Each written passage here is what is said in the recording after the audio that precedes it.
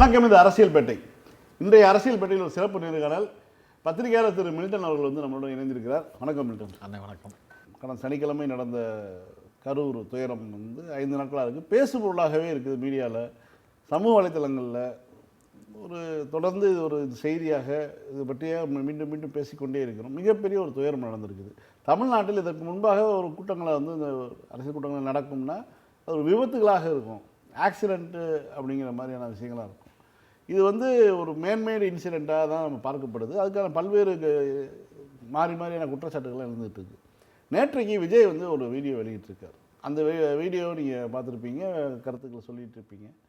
அவருடைய அந்த வீடியோனுடைய அந்த டோன் எப்படி ஏற்பட்ட ஒரு டோனாக பார்க்குறீங்க? அது எதுக்கு வெளியிடப்பட்ட வீடியோ அப்படிங்கிறதுலையே பல குழப்பங்கள் நிலவுது. கிட்டத்தட்ட 60 மணி நேரம் சம்பவம் முடிஞ்சு ஒரு வீடியோவை ஒரு சிங்கிள் டேக்கில் எடுத்து வெளியிடுவதற்கு 60 மணி நேரம் எடுக்குமா? அது என்ன ஒரு பெரிய படமா? அவ்வளோ பெரிய ப்ரொடக்ஷன் வேல்யூ அதில் இல்லை. சும்மா ஒரு வெப்கேமை முன்னாடி வச்சுக்கிட்டு 4.45 நிமிஷம் பேசுகிற ஒரு வீடியோ. அது சிங்கிள் டேக்கில் எடுக்க வேண்டிய ஒரு டைலாக்கு. படம் நடிக்கணும்னு ஆசைப்பட்டப்போ அண்ணாமலை படத்தோட டைலாக்கையே 5 நிமிஷம் 10 நிமிஷம் டைலாக்கையே சிங்கிள் டேக்கில் அவங்க அப்பா கிட்ட பேசி நடிக்க தெரிஞ்ச தற்குறிக்கு இந்த மேட்டரில் சென்சிட்டிவாக நானே நேரடியாக கலந்துக்கிட்ட ஒரு வழியை பேசுறது அப்படிங்கிறதுக்கு வந்து 60 மணி நேரம் ரிஹர்சல்லாம் தேவைப்பட்டிருக்காது. கண்ணால் பார்த்த ஒரு விஷயத்தை, கண்ணால் பார்ப்பதை தவிர்த்த விஷயத்தை, அதோட விஷுவல்ஸும் இருக்குது, ஒன்று ஒன்றா பேசுவோம். அப்போ 60 மணி நேரம் கழித்து ஒரு வீடியோ வருது அப்படின்னா யார் யாரெல்லாம் இதுக்கு பின்னாடி இருந்தால், என்னென்ன விஷயங்கள்லாம் பேசப்பட்டது, என்னென்ன விஷயங்கள்லாம் ஒப்படைக்கப்பட்டது, என்னென்ன விஷயங்கள்லாம் வாங்கப்பட்டது அப்படிங்கிறதெல்லாமே கூட சந்தேகங்களாக வருது. இந்த 60 மணி நேரம் கழித்து வெளியிருக்கக்கூடிய வீடியோவில் கூட என்ன டேக்அவே இருக்குது அப்படிங்கிறத விஜயை விளக்குனா நல்லாயிருக்கும். அதை இந்த வீடியோ மூலமாக இப்படி ஒரு சம்பவம் நடந்துருச்சு, நடக்கக்கூடாதது நடந்துருச்சு அப்படிங்கிறத டிக்ளேர் பண்ணுற, எதனால் நடந்துச்சு அப்படிங்கிறத பத்திரிக்கைக்காரங்க முன்னாடி வந்து நின்று பேசி கேட்டால் பத்திரிக்கைக்காரங்க திருப்பிக்கிட்டு கேள்வி கேட்பாங்கன்றதுக்காக வீட்டுக்குள்ளே உட்காந்துக்கிட்டே போஸ்ட் போடுறேன், ஒத்துக்கிறேன். அதில் மறைக்கப்படுற கேள்விகளுக்கெல்லாம் நீயே விளக்கம் கொடுத்துட்டா அந்த வீடியோனுடைய தேவையை நான் புரிஞ்சுக்கலாம்.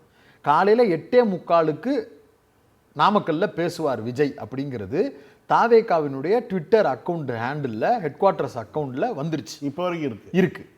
அப்போ 8:45 நாமக்கல்லில் பேசுவார்னு அவங்களுடைய கட்சியினுடைய அஃபிஷியல் அக்கௌண்ட்டில் செய்தி வந்துச்சுன்னா அந்த கட்சியினுடைய ஃபாலோவராக நான் இருக்கிறேன்னு வைங்க.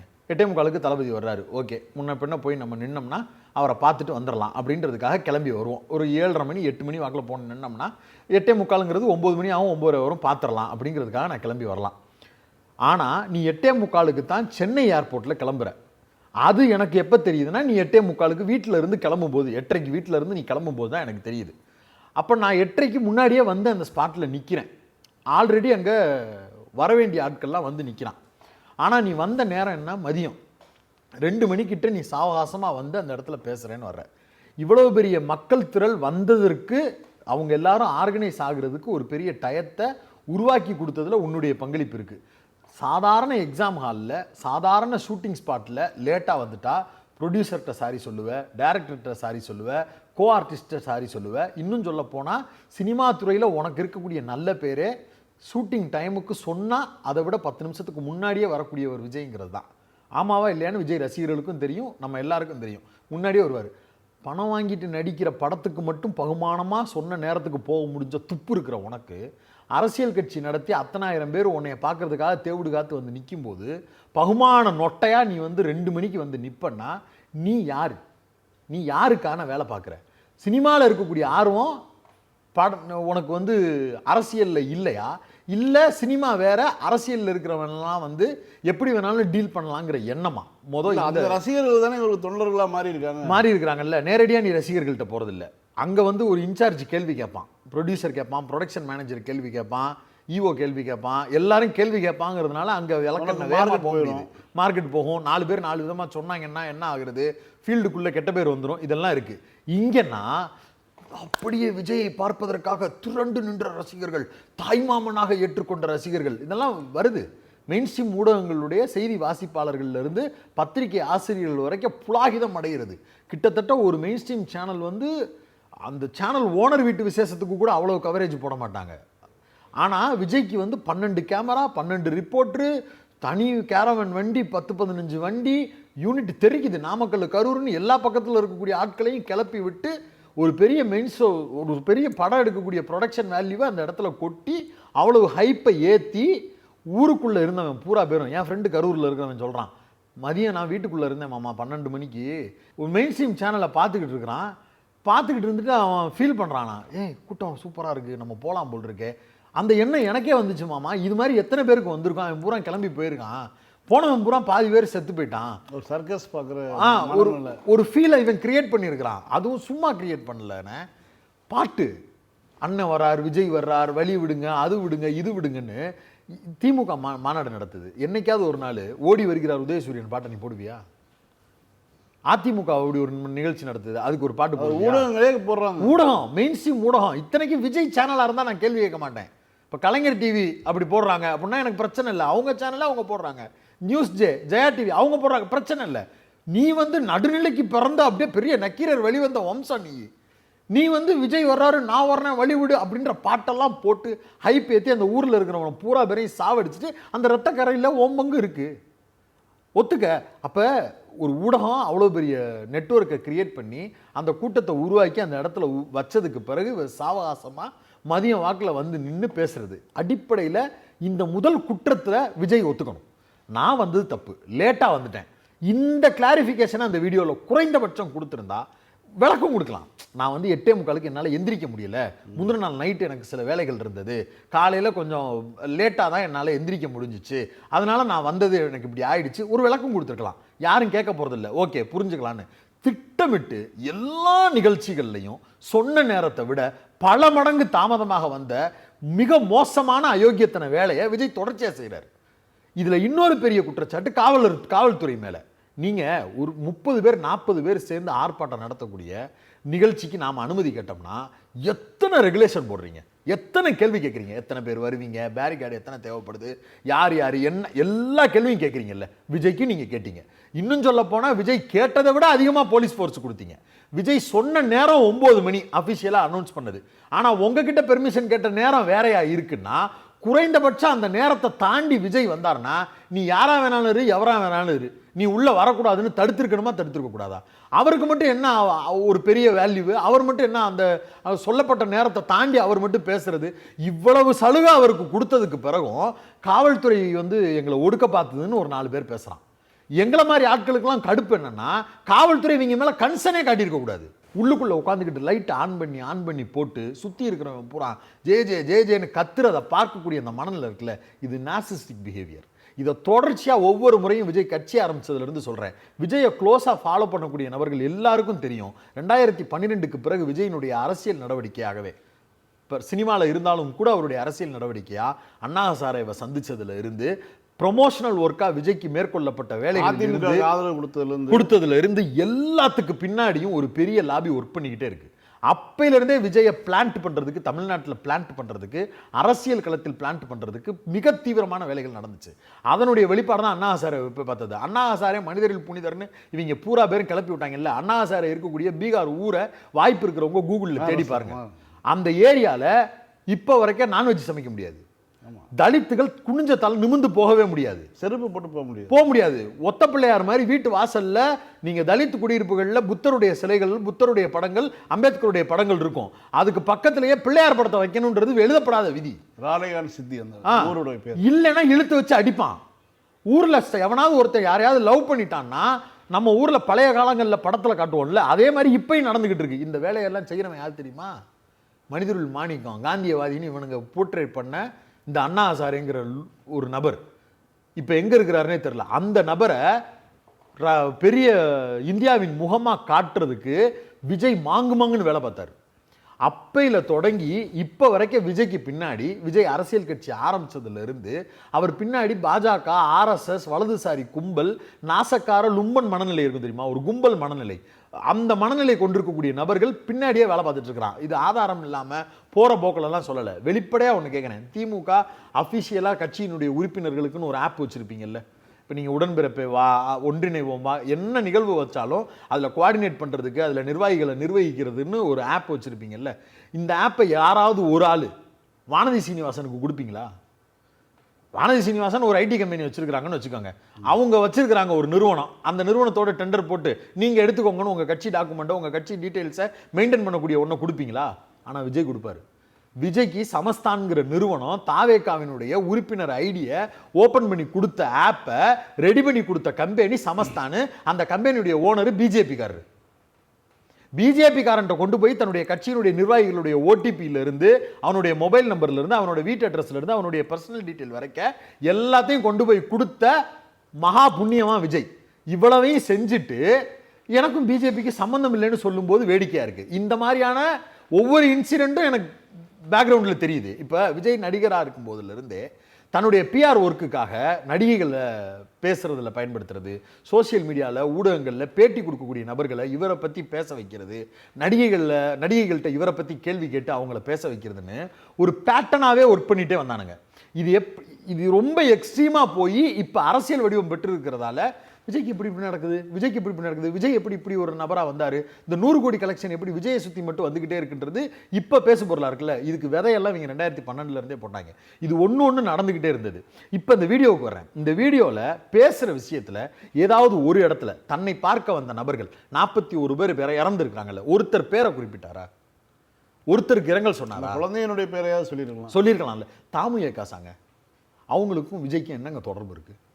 அது சிபிஎம் கட்சி, இடதுசாரி கட்சியில் இருக்கக்கூடிய ஒரு அறிஞர்கள், எழுத்தாளர்கள், கலைஞர்கள், இவங்க எல்லாரும் இருக்கக்கூடிய ஒரு சங்கம். அவங்க ஏற்பாடு பண்ணியிருந்த நிகழ்ச்சியை ரத்து பண்ணுறாங்கங்க இந்த 41 பேருடைய மரணத்திற்காகன்னு. இஸ்கஃபுங்க, சிபிஐ, சிபிஎம் போன்ற கட்சிகள் அவங்க ஏற்பாடு பண்ணி, திமுகங்க கரூர் மாவட்டத்தில் வச்சிருந்த நிகழ்ச்சிகளை பூரா ரத்து பண்ணாங்க. தமிழ்நாடு முழுக்க நிகழ்ச்சிகளை ரத்து பண்ணாங்க. அந்த கரூர் மாவட்டத்தில் இறந்தவர்களுக்கு நினைவிடம்னு சொல்லி ஒரு இடத்துல பேனர் வச்சு அந்த நினைவையும் செலுத்துறேன்னு சொல்லி ஒரு இடத்துல பேனரும் வச்சாங்க. நான் வந்து எல்லா ஊருக்கும் போகிறேன், ஏன் கரூரில் மட்டும் நடந்துச்சு அப்படின்னு ஒரு அந்த வீடியோவில் ஒரு கேள்வி நான் திருப்பி கேட்குறேன். எனக்கு அந்த கேள்வியில் நியாயம் இருப்பது போல தான் தோணுது. எனக்கும் அந்த கேள்வியில் சந்தேகம் இருக்குது. கரூரில் மட்டும் ஏன் இப்படி நடந்துச்சு? கரூர் முதல்ல யார் தேர்வு செஞ்சா? அவங்க தான். எப்போ தேர்வு செஞ்சாங்க? சென்னையில் நடக்க வேண்டிய நிகழ்ச்சியை ரத்து பண்ணி 27ஆம் தேதி எங்கே நடத்த வேண்டியது? வட சென்னையில் நடத்த வேண்டியது, திருவள்ளூரில் நடத்த வேண்டியது. திட்டமிட்டு கடைசி நிமிடத்தில் கரூரில் நடத்துவோம்னு விஜய் ஏன் முடிவெடுத்தார்? திமுகலேருந்து அதிமுகலேருந்து சொன்னாங்களா நீங்கள் வந்து கரூரில் நடத்துங்களேன்னு? யாராவது சொன்னாங்களா? எனக்கு தெரியல. நீ அப்படி என்கிட்ட சொல்லலை. அப்போ நீ தான் மாற்றின. கரூரில் கடைசி நேரத்தில் நிகழ்ச்சியை மாற்றிட்டு நீ வந்த கொஞ்ச நேரத்தில் அந்த பொழுதில் இவ்வளோ பெரிய அசம்பாவிதங்கள் நடந்துச்சு. இந்த அசம்பாவிதங்கள் நடந்து முடிஞ்ச உடனே ஆளா இதுக்கு பேசுறவர் அண்ணாமலை. இன்னும் வெளிப்படையா சொல்ல போனா அதிமுகவின் முன்னாள் அமைச்சர் 8:10 ஜிஹெச்சுக்கு போய் சம்பவம் நடந்த 20 நிமிஷத்துல ஜிஹெச்ல போய் பாதிக்கப்பட்ட மக்களை பார்க்கிறாரு. கரூரை நீ தேர்வு செய்யற, அதிமுகவின் முன்னாள் அமைச்சர் ஜிஹெச்சுக்கு உடனடியா கிளம்பி போறாரு. எனக்கு சந்தேகமா இருக்கு. திமுகவுக்கு எதிராக ஒரு பெரிய நெரேட்டிவை செட் பண்றதுக்கு தமிழ்நாட்டில் திமுகவுக்கு எதிரான மனநிலையை வேறு விமர்சனங்கள் மூலமாக சொல்லி பார்த்து டேக் ஆஃப் ஆவலன்றதுக்காக வேறு ஒரு கொலைப்பழி மூலமாக ஒன்றை சுமத்தி நாம எல்லாரும் ஒன்று சேருவதற்கு ஒரு மெல்டிங் பாயிண்ட் தேவைப்படும்ங்கிறதுக்காக இந்த 41 உயிரையும் நீங்களே திட்டமிட்டு பலி கொடுத்தீர்களோ? இந்த சந்தேகம், இந்த சதி நடந்திருக்குமோன்னு எனக்கு ஒரு எண்ணம் இருக்கு. விஜய் கேட்ட அதே கரூர் எனக்கும் சந்தேகமாக இருக்கு. தெம்பு இருந்தா, தில்லு இருந்தா, திராணி இருந்தா பதில் சொல்லணும். வாய்கிலிய வக்கனையா இவனுங்க ஐடியில் இருக்கக்கூடிய நபர்கள்லாம் 1000 பேர் கத்தியோட வந்தான்னு எழுதுறான். நீ எல்லாரும் சோசியல் மீடியா அக்கௌண்ட் வச்சிருக்க.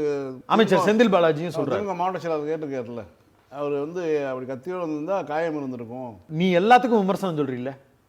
1000 பேர் கத்தியோட வந்திருந்தா ஆளுக்கு ஒருத்தனை கிழிச்சிருந்தா 1000 பேரை கிழிச்சிருக்கணும்ல. 1000 பேருங்கிறது எவ்வளவு பெரிய நம்பர்? உங்க எல்லார்ட்டையும் ட்விட்டர் அக்கௌண்ட் இருக்கு, இன்ஸ்டா அக்கௌண்ட் இருக்கு.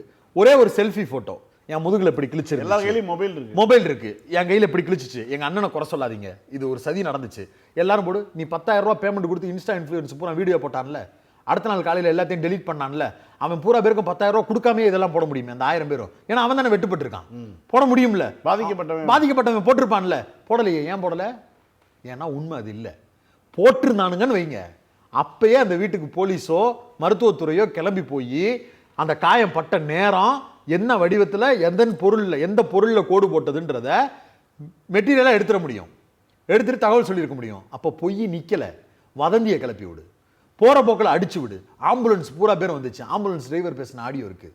ஆம்புலன்ஸ்ல தாவேக்கா கொடி இருக்குன்னு உங்க அண்ணன் கொடுத்த வாக்குமூலம் இருக்கு. தாவேக்கா கொடி ஏன் கட்டப்பட்டுச்சுன்னு அந்த ஆம்புலன்ஸ் டிரைவர் பேசின வாக்குமூலம் இல்ல இருக்கு. ஆள் இல்லாமல் ஆம்புலன்ஸ்கள் வருகின்றன, அதான் அவங்களுடைய குற்றச்சாட்டு இருக்கு. ஆள் இல்லாம தான் வரும். ஆளை ஏத்திட்டு போறதுக்கு ஆள் இல்லாம தான் வரும். இல்ல இவ்வளவு ஆம்புலன்ஸ் ஏன் வரணும்? இவ்வளவு பேர் மயங்கி இருக்கான், அவ்வளவு பேர் மயங்கி இருக்கான். ஒவ்வொருத்தவனும் ஆம்புலன்ஸை கூப்பிடுறான். உன் செருப்பை வீசினாங்கன்றான். அவன் பேர் என்ன, பவுன்சரு. அவன் கிட்ட கீழே நின்று கத்துறான், மயங்கிட்டான்னு கீழே இருந்து தண்ணி கேட்கறான். பவுன்சரு ஆகையா ஓகையா ஏதோ ஹிந்தியில சொல்றான். சார் குரூப் வந்து இதாகிறாங்க சார், மயங்குறாங்க சார்னு சொல்றான். ஆடியோ அப்படியே கேட்குது. இல்ல அதான் 5 நிமிஷத்துல பேச்ச முடிங்கன்னு அவன் ரிக்வஸ்ட் பண்ணான். ஒய் பிரிவு போலீஸார் அவர் கீழே இருந்து ஒருத்தன் வந்து பரவாயில்ல பேசுங்கன்றான். அவன் இன்னைக்கு வந்து அம்மா செத்து போயிட்டாங்க, ஆட்டுக்குட்டி செத்து போயிட்டாங்கன்னு கருணையின் மாதா மாதிரி பேசிக்கிட்டு இருக்கான். வர்றேன், தனியா வர்றேன். இவங்க பூரா பேர் சேர்ந்து நின்று நம்மளை கவனிக்கலையேன்னு கீழே நிக்கிற அந்த மக்கள் பதறான். பொத்துன்னு மயக்கம் போட்டு பெண்கள் விழுகிறாங்க, குழந்தை விழுகிறாங்க. கீழே இருக்கக்கூடியவன் செருப்பு கூட வீசுவான், கையில என்ன இருக்கோ எல்லாத்தையும் வீசுவான். ஏன்னா என்னை பாருங்கிறான். அவனை நீ பார்க்க மாட்டேங்கிற. பார்த்திருந்தா ஒருவேளை என் தளபதி கண்ணு பட்டிருந்தா, என் தலைவன் கண்ணு பட்டிருந்தா, என் தலைவன் ஆம்புலன்ஸை வர சொல்லியிருப்பானோ, என் உயிரை காப்பாத்திருப்பானோ, என் பக்கத்தில் இருக்கக்கூடிய என் பொண்ணு உயிரை காப்பாத்திருப்பானோன்னு ஆதங்கத்தில் அவன் வீசியிருப்பான். நடந்திருக்குமா நடந்திருக்காதா? நீங்க நிக்கிறீங்க, நான் நிக்கிறேன், அவ்வளவு பெரிய கூட்டம் நிக்குது, கையில எதுவுமே இல்லை. என்னத்தை கொண்டு நாம ஒருத்தரை பார்க்க வைப்போம்? அவன் செய்வான். அவன்கிட்ட நீ பேசியிருக்கணுமா இல்லையா? அவன் கான்சியஸா பாருங்க, வாய்ப்பு இருந்தால் அந்த வீடியோ போடுங்க. ஸ்பார்க் மீடியாவில் அது வந்தது.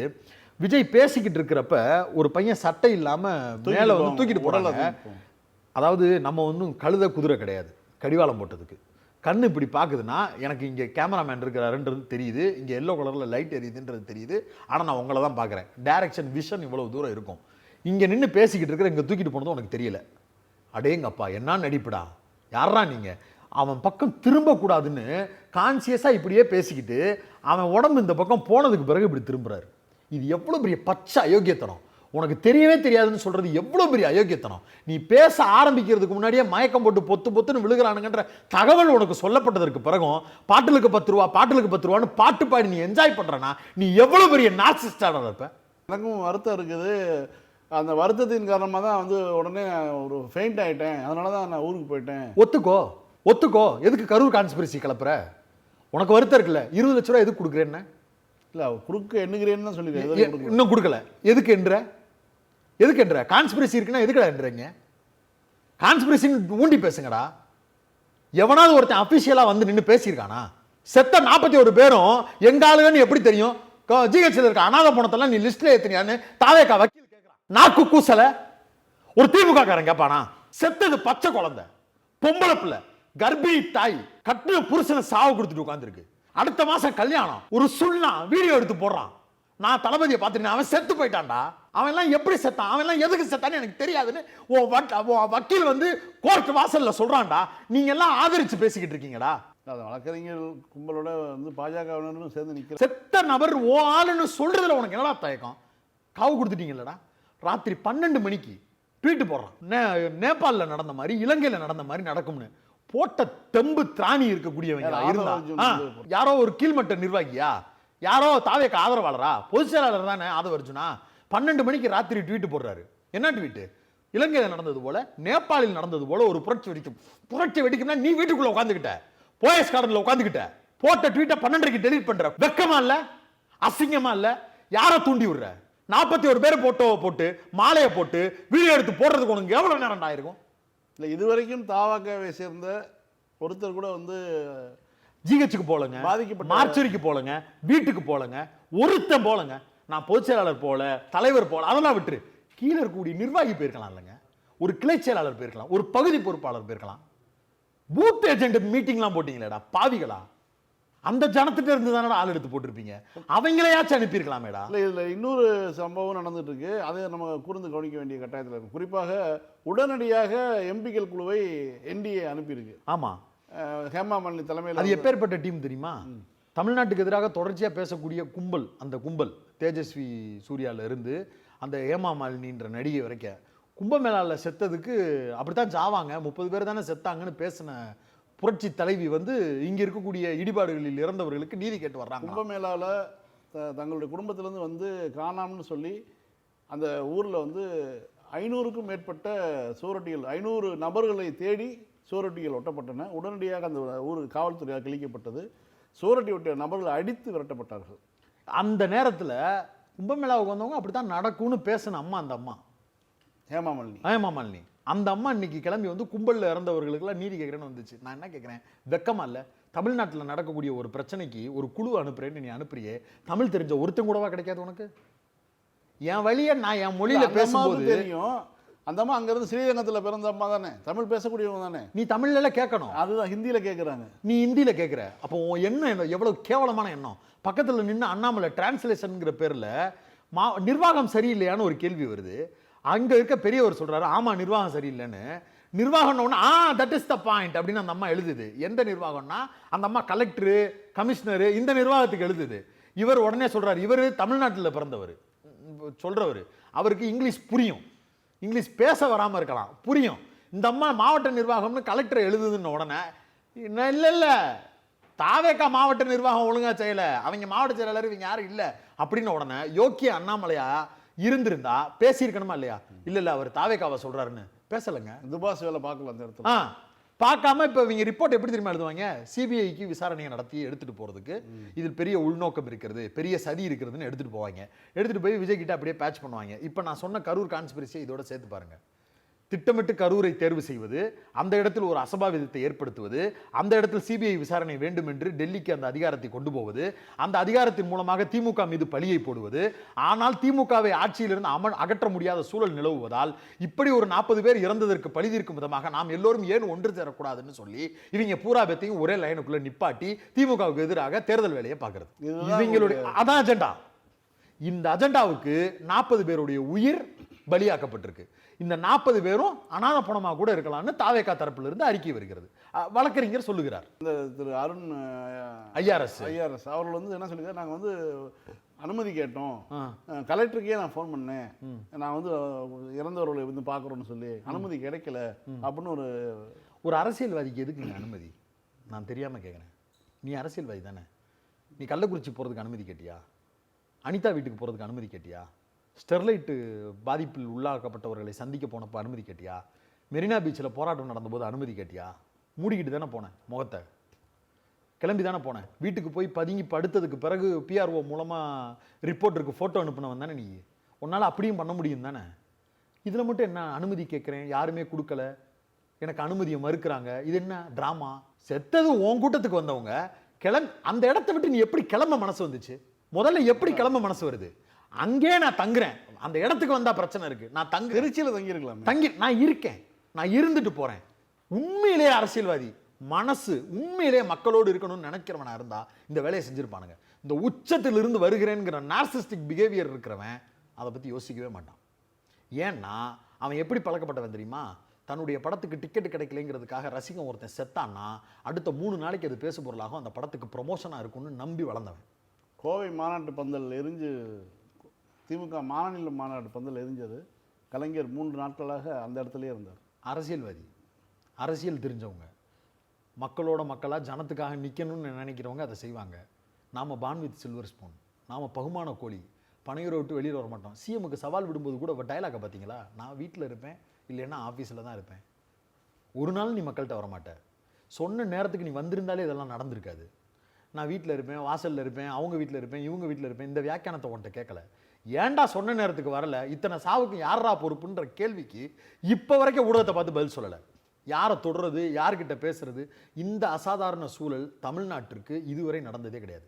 ஆனானப்பட்ட எம்ஜிஆர் தன்னை பார்க்க வந்த அவ்வளோ பெரிய ரசிகர் கூட்டம்னு இவ்வளவு தூரம் நம்ம பேசினாலும் கூட அந்த கூட்டத்திட்ட ஒரு நேர்மை இருக்கும்.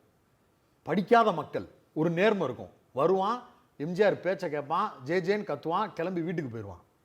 அந்த அடிப்படை நேர்மை இந்த கூட்டத்துக்கிட்ட கிடையாது. படிச்சிருக்கிறான், ஐடி கம்பெனியில் வேலை பார்க்குறான், இன்ஸ்டா இன்ஃப்ளூயன்சராக இருக்கிறான், கப்புள் விலாகெல்லாம் போடுறான், ஆனால் தற்கூரியாக இருக்கிறான். விஜய் ஏவுனா போய் கடிக்கிறதுக்கு தயாராக இருக்கிறான். ஒரு பெரிய மாபு இங்கே கிரியேட் ஆகிருக்கு. இந்த மாபை நினச்சி இந்த சமூகம் அச்சப்படணும். உங்கள் வீட்டுக்குள்ளே உங்கள் பையனாக தான் இருக்கான். ஒரு பக்கம் நம்ம கல்வியில் சிறந்த தமிழகம்னு தமிழ்நாடுன்னு சொல்லி ஒரு மிகப்பெரிய ஒரு கொண்டாடத்தை நம்ம வந்து இது பண்ணிட்டு இருக்கக்கூடிய சூழலில் அப்படியே 2 நாட்களில் வந்து இப்படி ஒரு கும்பல் இருக்கிறது அப்படிங்கிறது. நார்த் இந்தியாவில் என் ஃப்ரெண்டு வேலை பார்க்குறான். அவன் சொல்கிறான், எங்களை நினச்சி பெருமையாக பேசுவாங்கடா, இந்த 40 பேர் செத்ததுக்கு பிறகு என்னையும் ஒரு மாதிரி பேசுகிறாங்கடான்றான். எங்கள் ஊரில் கூட ஷாருக்கானுக்கு அக்ஷய்குமாருக்குலாம் இப்படி சாவு நடக்காதுடா, இது என்னடா இப்படி நடந்திருக்குன்னு அவனை பார்த்து கலாய்க்கிறானா. காலம் முழுக்க இவன் அவனை கலாச்சிட்டு இருந்தான். ஏன்டா உங்கள் ஊர் இப்படி இருக்குது, ஏன்டா இப்படி இருக்கீங்க, நாங்கள்லாம் எவ்வளோ டெவலப் ஆகிருக்கோம் பாடுறா, சவுத்தை பார்த்து கற்றுக்கோடான்னு ஒவ்வொரு வாரமும் ரிவ்யூ மீட்டிங் மாதிரி வச்சு சண்டை போடுவோம்டா. வெள்ளிக்கிழமை நைட் ஆனாலே என்ஜாய் பண்ணிட்டு இதை தாண்டா பேசிக்கிட்டு இருப்போம். இன்றைக்கி அவன் என்னை எகிரி எகிரி அடிக்கிறான்டா மச்சாங்கிறான். எவ்வளோ பெரிய அசிங்கம் அது. தமிழ்நாட்டுக்குள்ளே இப்படி ஒரு அரசியல் சூழல் இருந்தது இல்லைங்க. இதை விஜய் தொடங்கி வைக்கிறாங்க. அது விரைவிலேயே முடியணுங்கிற நம்பிக்கையோடு அந்த முடிச்சுக்குவோம். உங்களுடைய வருகைக்கும் கருத்துக்களுக்கும் நன்றி.